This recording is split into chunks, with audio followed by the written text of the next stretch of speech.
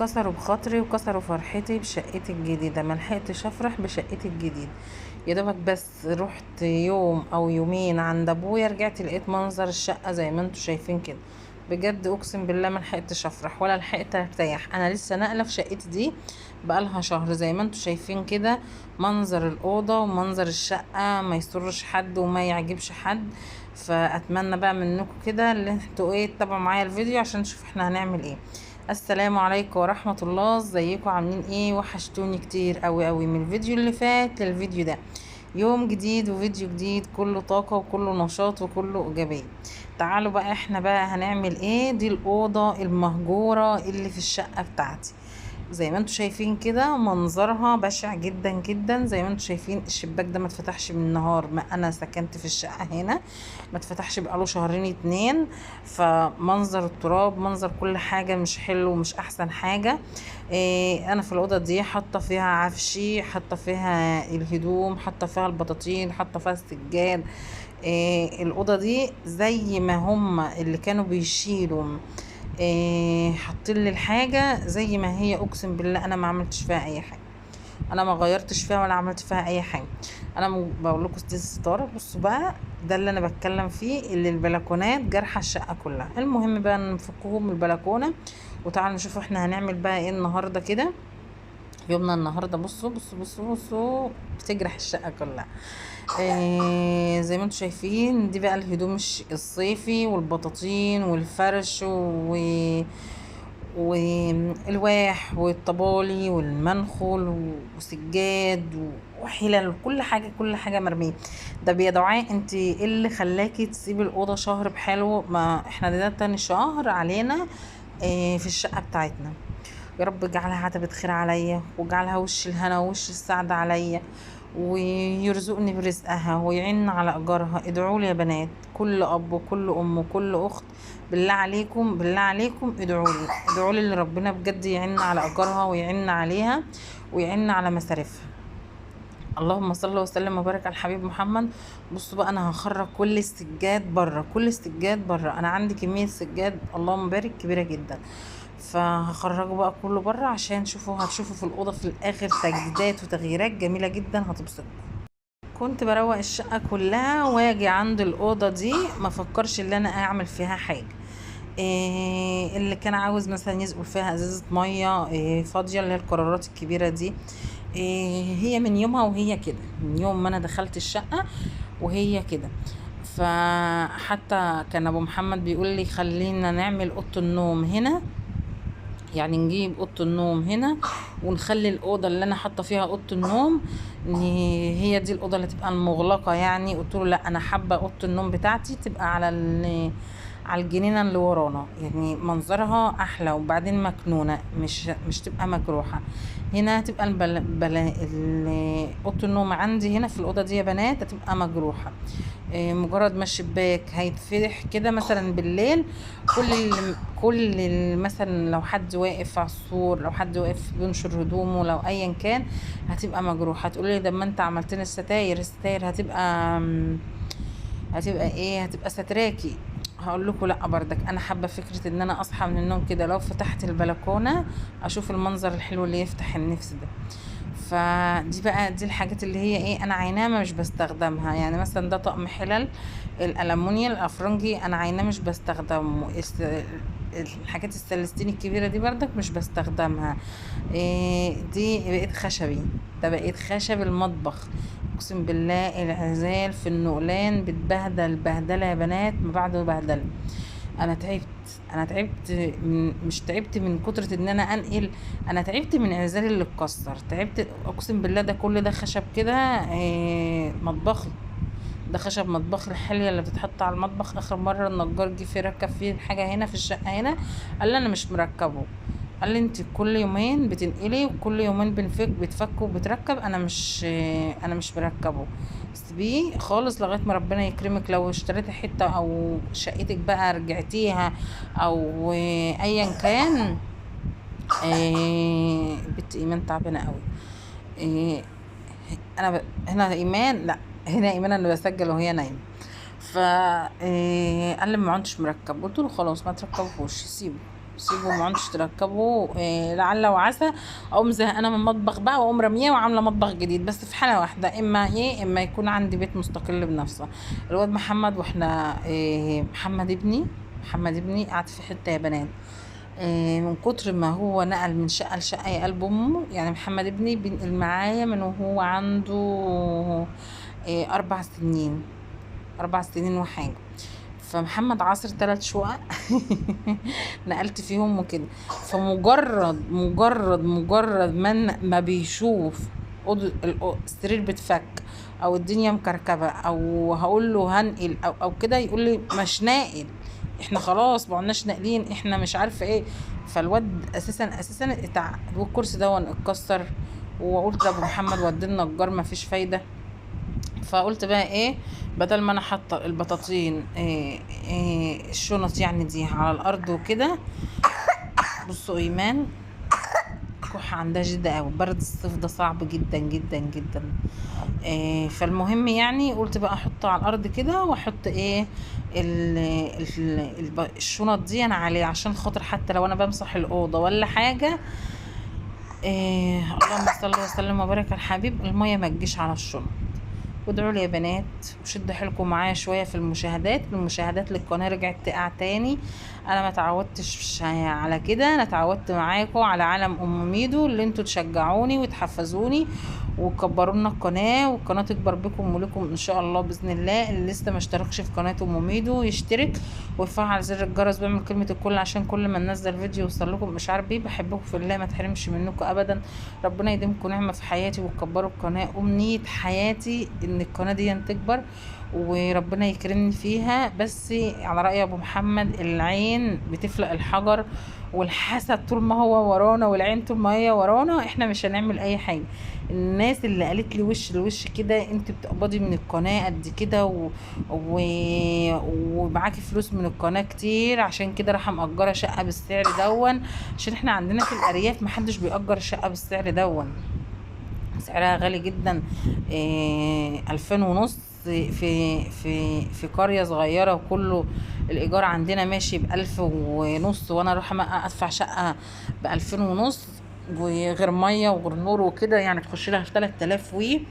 وهم اساسا ما يعرفوش ان انا بجيب ال3000 جنيه دول منين، او جوزي بيجيبهم ازاي بعد تعب وبعد شقة. بكمل باخر الشهر ما معيش فلوس حرفيا، ببقى ماشيه. ربنا سبحانه وتعالى اللي يعلم بظروفي ويعلم بحالي. والناس تقول لي ده انت قبضت من القناه قد كده، ده انت معاكي فلوس، ده انت مش عارفه ايه. اقسم بالله امبارح لما ابو محمد الفيديو ده انا نزلته امبارح، زعلان قوي قوي. فبيقول لي ده من كتر نقهم، من كتر نبرهم الفيديوهات بتنزل ما عادش بتجيب مشاهدات. الناس قعدت مركزه معانا، احنا معانا فلوس قد ايه ومش معانا فلوس قد ايه. قلت له سيبها على الله. وهو فعلا العين لما بترشق في حاجه والعين لما بتيجي في حاجه، عمر الحاجه ما بتتعدل. يعني عمر الحاجه ما بت يعني الحمد لله، الحمد لله على كل حال. فكل الواحد نفسه فيه ان الفيديوهات حتى تبقى تثبت على مثلا، يعني اقل فيديو خالص يجيب لي 4000 مشاهده او 3000 مشاهده، ابقى مبسوطه جدا وفرحانه جدا. والقناه تشتغل، يعني القناه تشتغل. القناه دي هي طبعا لسه جديده، لسه يعتبر انا شغاله عليها بقالي بالظبط دلوقتي شهرين، يعني يعتبر بقالي شهرين. لان انتوا عارفين قناه يوميات دعاء في الريف طبعا اتسرقت واتقفلت. اقسم بالله دي كان بردك كنت لسه ما خدتش منها ربع جنيه، والله يسامحه اللي خدها بفلوسها، خدها بكل حاجه، سرقها بكل حاجه. واتضح ان احنا عشان ما كناش نعرف اي حاجه في اي حاجه، وانا ماليش في اي حاجه غير ان انا اكتر ان انا اصور الفيديو، امنتجه، انزله، ارد على الكومنتات، معرفش حاجه اكتر من كده. فاتضح ان كانت القناه التانية شغاله وبنزل لها ارباح، وحد عامل حساب ادسس مش عارفه. المهم يعني مش عاوزه ارجع في الموضوع ده عشان ما اتعبش ونفسيتي تتعب. فالمهم بقى ان القناه دي انا عاوزه بقى ايه، ربنا يكرمني فيها بفضل ربنا ثم بفضلكم انتوا. اللهم صل وسلم وبارك على الحبيب محمد. الحواكيس ما بتخلصش يا بنات، دي البراميل بقى اللي هعبي فيها الدقيق كنت طحنه بردك، اعبي الدقيق. بصوا يا بنات الجنب دون كده عملت فيه ايه، حطيت فيه البطاطين والحاجات دي، وهجيب ملايه واقوم مغطيها كله بيها عشان طبعا التراب، عشان خاطر الجو حر وبردك الكتمه غلط. وانا هنا مثلا احط خزيني، احط مثلا تموين، احط مكرونه، احط شعريه، احط خزين شقتي واحط الدقيق، فهبقى اسيب الشباك دون كده يعمل تهويه، عشان خاطر ايه الحاجه ما تسوسي والدقيق ما يسوس عشان الجو حر وكده.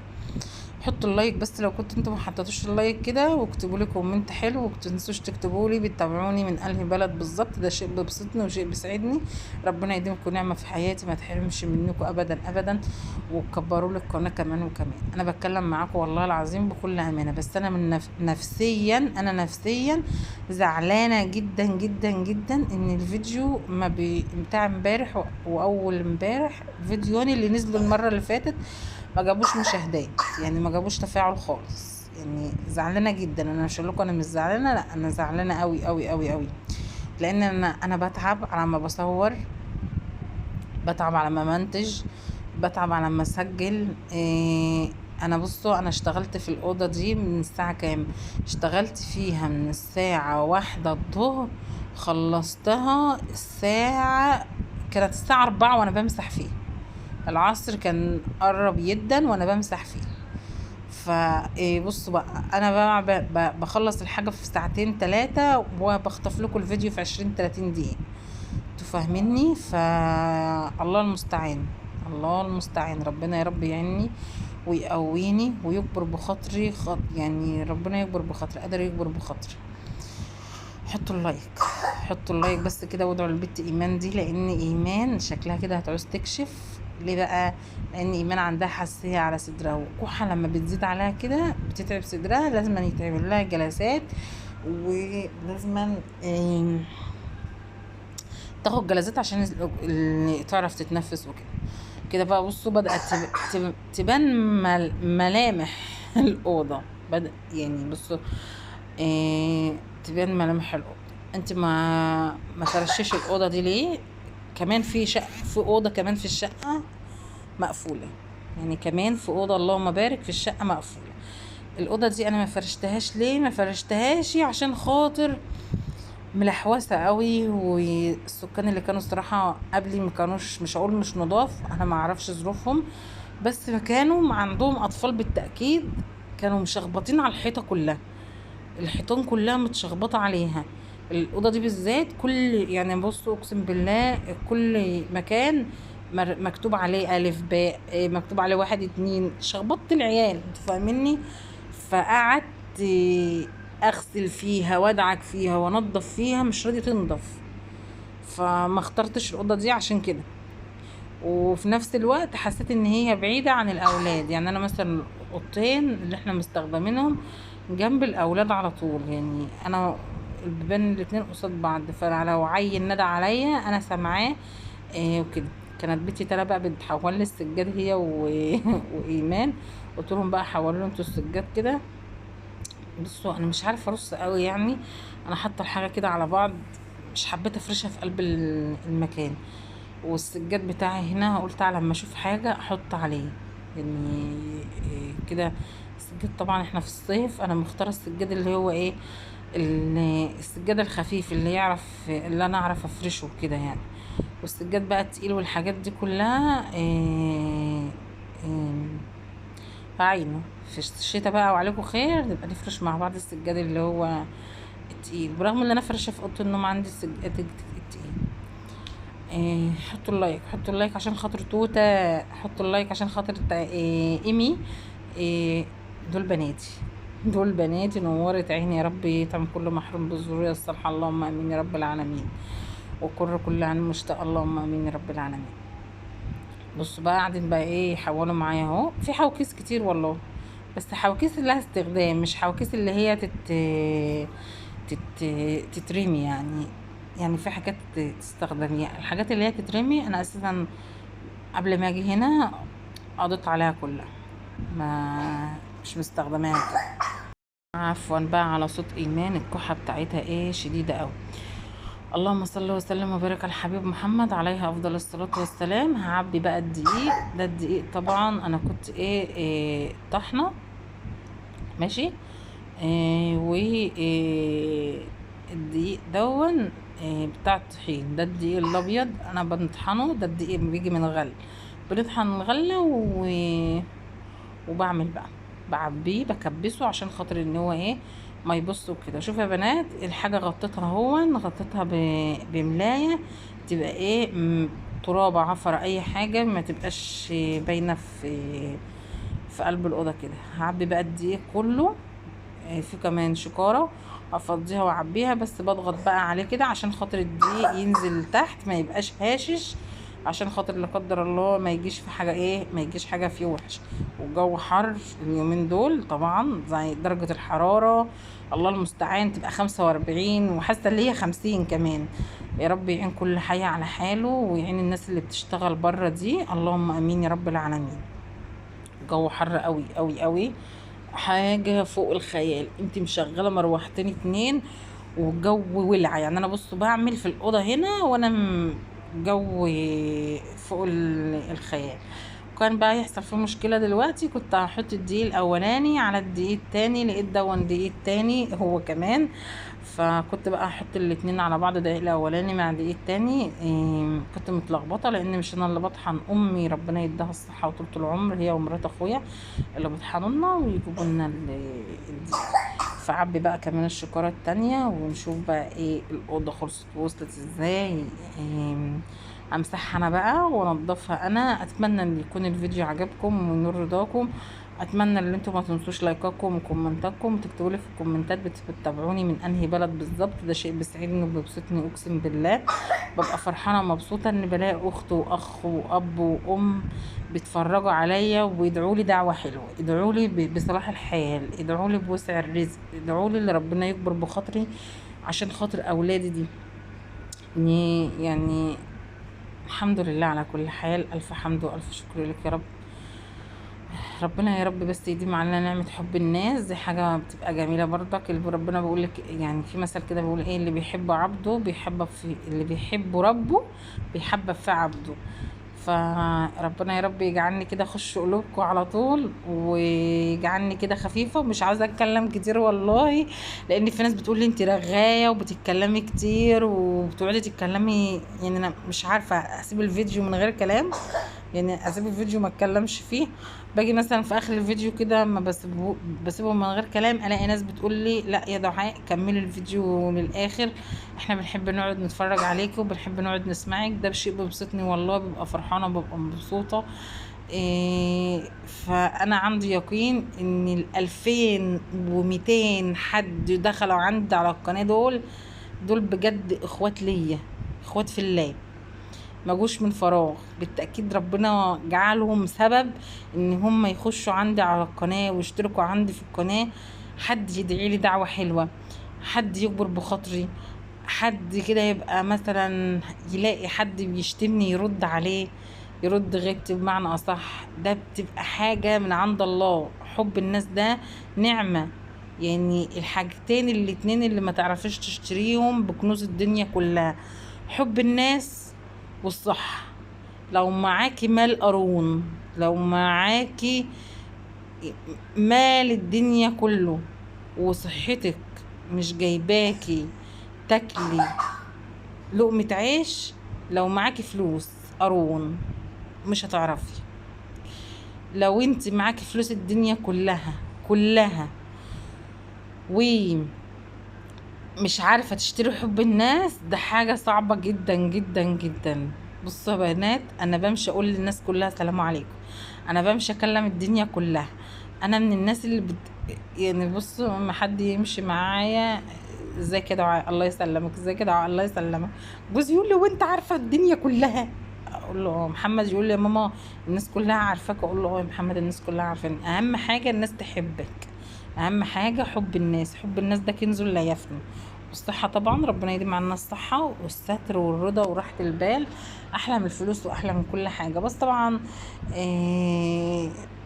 محدش بيتمنى زوال النعمة، محدش بيتمنى زوال الفلوس. ربنا يا رب يبارك في منا ويبارك في عيالنا، وتعب كل محروم بالذرية الصالحة، اللهم امين. وكده نوعا ما بنات الأوضة رقت شوية، صح ولا انا غلطانة؟ انا كنيت بقى الحاجة اللي انا هعينها كلها الناحية دي، وجبت ملاية وغطيتها سترتها يعني، تبقى بقى ايه، هي ما فيهاش اي حاجة كده، والأوضة فاضية اهي. لغايه بقى لو فضلنا هنا بس محمد ابني بيقول لي ماما لو طلعنا من الشقه دي انا هروح على بيتي على طول، انا مش رايح في اي شقه تانية. لو فضلنا هنا ان شاء الله باذن الله يعني كده، ابقى بقى ان شاء الله باذن الله اعمل لمحمد سرير. انا بنوي النيه دي في كل مكان بروحه وما بيحصلش نصيب، فان شاء الله باذن الله اعمل سرير لمحمد يبقى مستقل بين نفسه، عشان خاطر ايمان لسه دلوقتي بتنام معايا على السرير معايا. اما ايمان بقى وترى يناموا على السرير، ويعني كل واحد فيهم يفصلهم، يعني يناموا كل واحد فيهم على سرير. محمد ما ينامش معاهم في قلب الاوضه، يبقى السرير خاصيه نفسه، واعمل له مكتب كده يذاكر عليه، واعمل له سرير يبقى ينام فيه لوحده. ربنا يا رب يحقق لي احلامي ويكبر بخاطري عشان خاطر اولادي، ويعين عليهم ويعين ابوهم عليهم، واهم حاجه يعيني ويرزقني برزق الشقه دي. واي حد باصص لي في عيشتي، حسبنا الله ونعم الوكيل. انتوا ما تعرفوش انا عايشه ازاي، انتوا ما جربتوش عيشتي ولا شفتوا حياتي ولا شفتوا ازاي انا عايشه مع جوزي. الناس برضك اللي بتفضل تقعد تقول لي انت عايشه وجوزك واولادك مش شاغله دماغك بحد، ما معكيش حما، ما معكيش سلفه، ما معكيش اي حد. كان ابو محمد دلوقتي بيكلمنا على التليفون الارضي، بيقول لي انت ما بتردش على الموبايل ليه؟ بقول له انا بصور. قام بيقول لي ده ما انت مش سامعاني؟ بقول له لا، لما انا بصور التليفون ما بيرنش وكده. فمش شرط ان انا اكون عايشه في بيت عيله وما عنديش مشاكل، لا، بيبقى في مشاكل بينك وبين اولادك، بيبقى في مشاكل بينك وبين جوزك، ممكن بردك مشاكلك من بره تجيلك من بيت العيله، بالذات لو انت عايشه في قريه، بالذات لو انت عايشه في نفس المنطقه اللي اهل جوزك عايشين فيها. الحاجات دي كلها ممكن تكون مثلا عندك جاره تقرفك في حياتك. انا من نوعيه ايه يا جماعه، اللي ماليش دعوه بحد، اللي هو مثلا ايه، مش كل الناس اتعرف عليهم. انا بمشي اكلم كل الناس وبحب كل الناس، بس مش ما اقعدش مع حد، ما اقعدش مع اللي انا مثلا ايه عارفاه قوي، يعني جنبي قوي مني قوي كده. إيه مثلا انا في السكن دون اهو ماليش علاقه باي حد.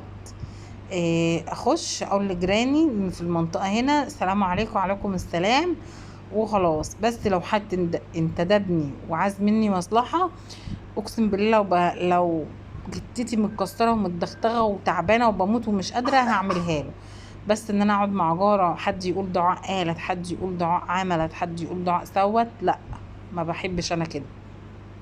انا في نفسي إيه، انا ليا ناس معينه كده، ليا جيران في الشغل بحبهم بيحبوني، بنقعد مع بعض بنكلم بعض وخلاص. اكتر من كده ما ماليش علاقه بحد، لان انا ما بحبش اقول الدعاء قالت دعاء عملت، ما بحبش انا الكلام دوت، ما بحبش انا ايه نعيد ونزيد وحد يقول عليا كلمه انا ما قلتهاش.